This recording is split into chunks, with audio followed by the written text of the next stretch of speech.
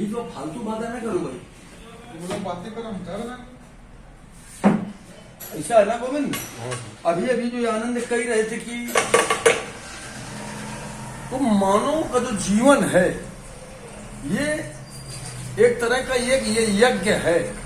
जैसे यज्ञ को हमें पूर्ण करना होता है तो हमें आहुति देनी पड़ती है।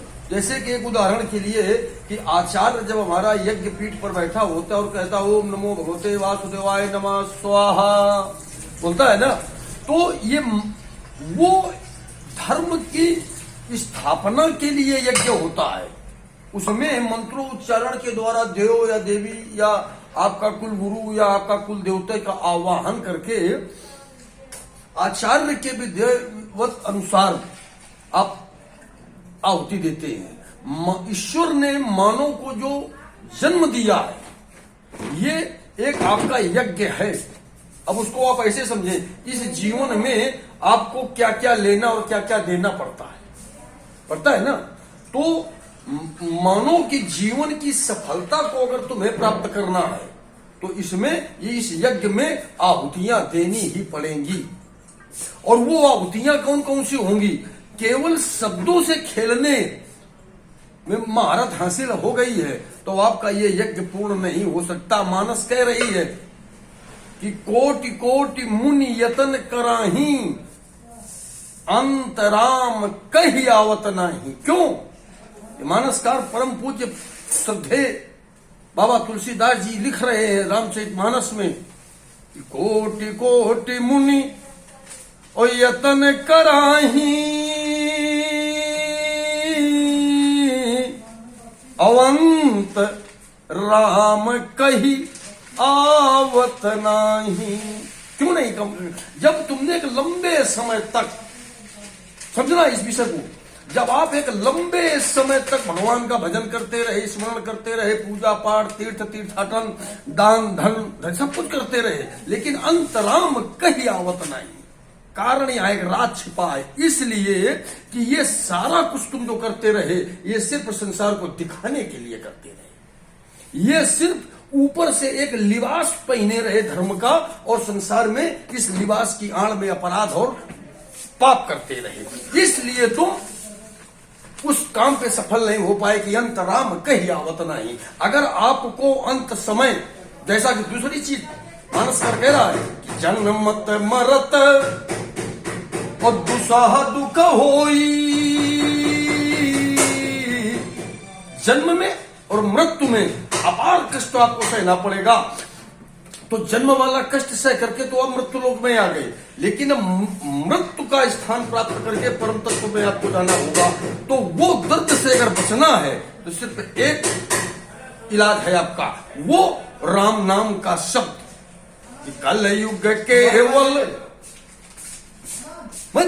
शास्त्र हमारा तमाम उदाहरण दे रहा है कि कल युग केवल नाम आधारा सुमिर सुमिर नर उतर ही पारा। क्यों? ये राम नाम रूपी नाव में अगर आप बैठ जाएं तो ये भवसागर रूपी संसार से पार हो जाएंगे। तो इसके लिए आपको पूरी ईमानदारी, पूरी निष्ठा, पूरी समर्पणता के साथ इस नाव पे बैठना पड़ेगा। और वो कब होगा?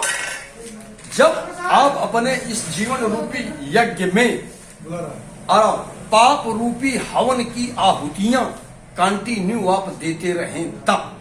जैसे उदाहरण के लिए कि आपको गलती से गलत समाज के नेतृत्व के कारण आप शराब के आदी हो गए, आप गुटखा के आदी हो गए, आप बीड़ी पीने के शौकीन हो गए, लेकिन जब आपको समझ आई, जब आपको लगा सब भ्रांत लोगों की, समाज में साधु संत लोगों की संगत को पाकर के जब आपको इस बात का एहसास हो जाए कि नहीं ये अपराध है, ये गलत है, तब आपको इस जीवन रूपी यज्ञ में उस पाप रूपी शराब की आहुति देनी ही पड़ेगी। और आर्टिफिशियल केवल ड्रामा ये हमको दिखाते रहो या दुनिया को दिखाते रहो कि मैं शराब नहीं पीता हूं, लेकिन चुपचाप बुला करके आप उसको इस्तेमाल कर रहे हो, तो ये आप संसार को धोखा नहीं दे रहे हो, ये आप स्वयं की यज्ञ की पूर्ति नहीं कर रहे हो और आप ईश्वर को भी धोखा दे रहे हो। इसलिए मैंने अभी अभी इनसे कहा, मान्यवर आनंद भाई से, कि ये कर्म के प्रायश्चित हैं। अगर आपको जीवन में कष्ट मिल रहा है, अगर आपको कोई दंड, शारीरिक दंड मिल रहा है प्रकृति के द्वारा, तो आप ये समझ लीजिए कि आपके कर्मों के प्रायश्चित करने का ये एक दूसरा तरीका ईश्वर दे रहा है। आप उसे एहसास तो करो। अगर मुझे 36 घंटे भूखा रहना पड़ रहा है तो उसके पीछे लॉजिक ये नहीं है। मैं बना सकता हूं, कुछ तो पेट भरने के लिए व्यवस्था कर सकता हूं, लेकिन ये मेरे पीछे के समय के जो किए हुए दुष्कर्म हैं, ये उनका प्रायश्चित है। नर्क का कहीं वो कोई स्टोर रूम नहीं बना है, वहां जाओगे तो आपको नर्क का कोई स्टोर बना होगा, ऐसा नहीं है। तो आपको इसी संसार में नर्क का एहसास करना पड़ेगा। ये जो जीव आत्मा है ना, ये जो आत्मा है, इस शरीर रूपी जो कवच है, इसके अंदर वो छटपटा रही है। ऐसा नहीं है कि 36 घंटे भोजन न मिलने के उपरांत मैं खुशी व्यक्त कर रहा हूं। अंदर मेरी जीवात्मा कष्ट का एहसास कर रही है और वो ईमानदारी से ये सोच रही है, एहसास करती है कि मेरे पीछे के समय में ये अपराध हमसे हुए, उसका ये प्रायश्चित है।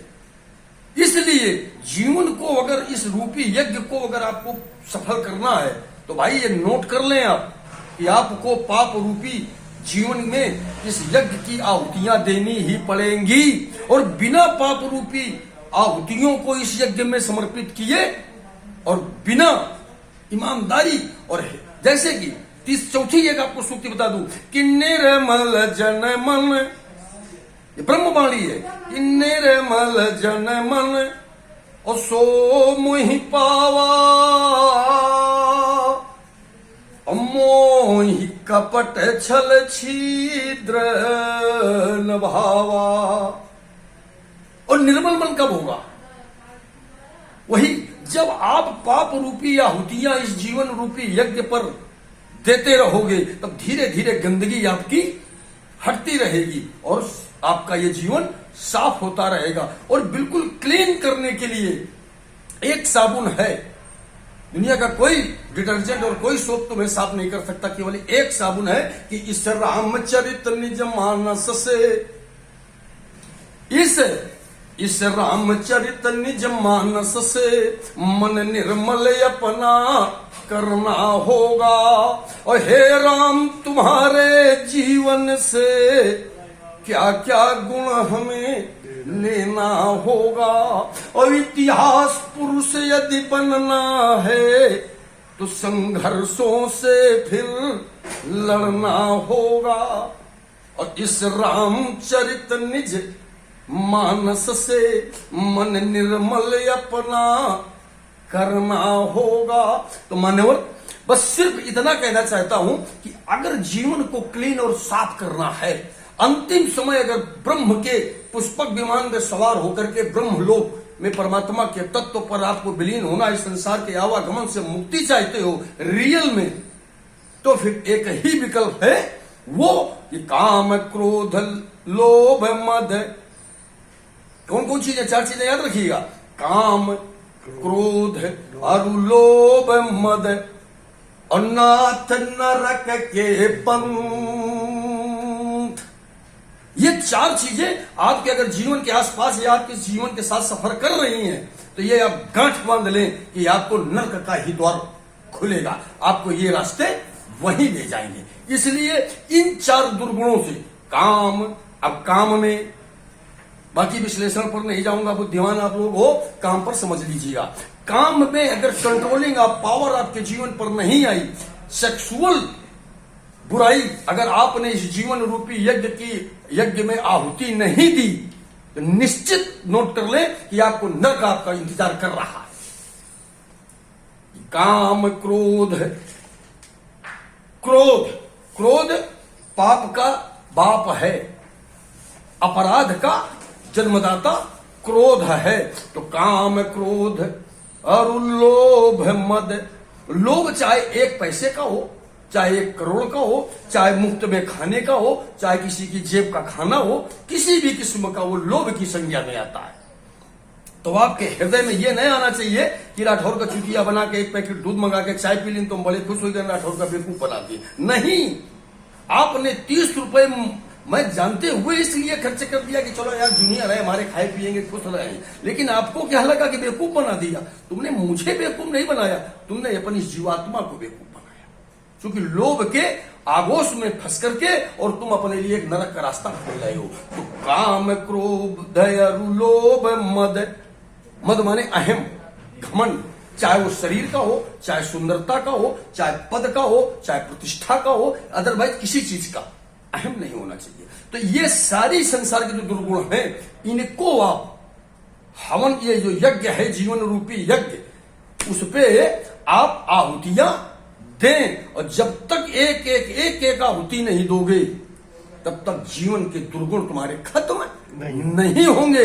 ये गांठ बांध लें आप लोग कि अच्छा, अब जो मैं करता हूं, मैं ये आपको श्योर नहीं कर रहा हूं कि मैं 100% सही कर रहा हूं, लेकिन एक इस जीवन इस संसार रूपी विद्यालय का, इस संसार रूपी विद्यालय का जो आचार्य भगवान है श्री राम, उसके इस विद्यालय का एक छोटा सा विद्यार्थी होने के नाते मैं प्रयास कर रहा हूं कि जिस सब्जेक्ट को मैंने चूज किया, यानी इस जीवन को जीने का जो पाठ पढ़ने का जो विषय याद करके कंठस्थ करके जीवन जीने का जो मैंने संकल्प लिया था, कोशिश कर रहा हूं अब कि पीछे के समय में क्लास अटेंड तो नहीं किया, घंटे गोल किया, स्कूल नहीं आए, रास्ते में रुकते रहे और शिक्षा का पूर्णतया अध्ययन नहीं कर पाए, लेकिन उस भूल को सुधारने के लिए जो ये शेष अवसर बचा है इस जीव संसार रूपी विद्यालय के एक स्टूडेंट होने के नाते, मैं ये कोशिश कर रहा हूं कि अब आने वाला जो एग्जाम हो, उस एग्जाम में अगर डिवीजन ना मिल सके,